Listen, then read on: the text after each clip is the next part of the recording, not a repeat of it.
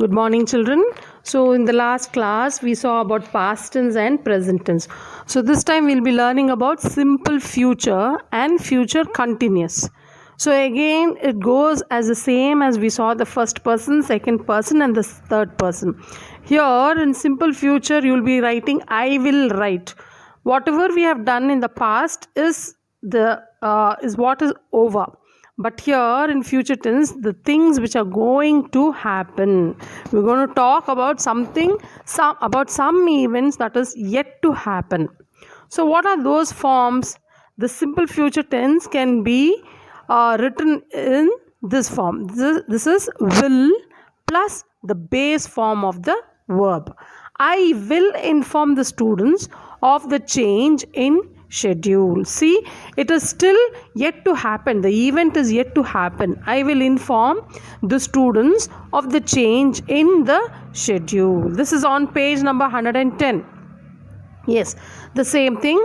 The negative form will be will plus not plus the base form of the main verb. If you have gone through the past tense and the future tense, the past tense and the present tense, your future tense will be easy to understand. So then going to page number 111, the interrogative is formed with will plus subject plus the base form of the main verb. Then what are the uses of this simple future form? It shows events that are yet to happen, very near future, the possible outcome of the future, things that will happen as a regular phenomenon. So these are the simple uses of simple future form. What is future continuous form? The future continuous is used to indicate that an action that will go on for some time in the future. So see, for example, in the past tense, when we are talking about past continuous, events that were going on in the past continuously. Present continuous, which the event is going on continuously. Whereas in the future continuous, it is used to indicate that an action will go on for some time. Okay, so this is the future continuous. So here its form will be will plus be plus the present participle of the main verb. What is going on? Present participle. We will be meeting the president tomorrow afternoon. Okay, then what you have?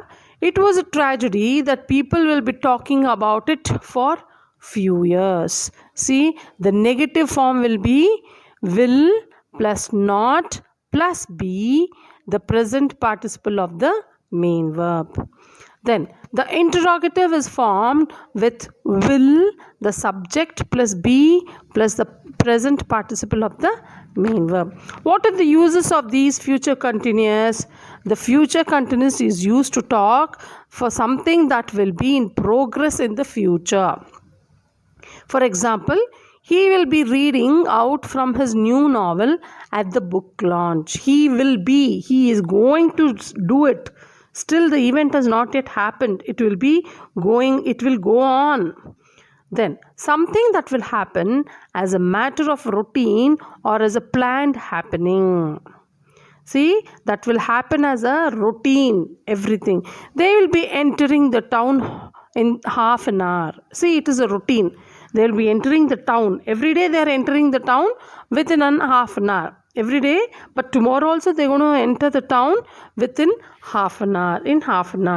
So this is simple future and future continuous. Page number 112. Here, this is one thing which you will have to remember, uses of shall and will. What is that? Shall is used with I. Shall I, shall we, shall I, we. And will is used with you, he, she, it, they. This is very important. You have to remember this. Shall is used with I or we, and will be used with you, he, she, it, they. Example, I shall leave for Delhi tomorrow. Will they make the payment before the end of the month? Okay, using shall. It is used for the following situations. Where is it all used? It is used to express a treaty, a promise, or a command. See, he shall be sorry for what he has done.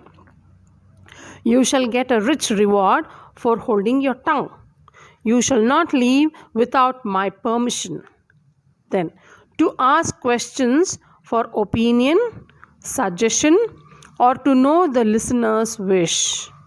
Shall I help you with the luggage? Which plot of land shall I buy? See, you're asking opinion, you're asking suggestion to whoever is listening to your questions. Where shall we go for a holiday? Then, where is will used? It is used to express a wish or an assurance, to express a possibility or expectation, to offer an invitation or make a request.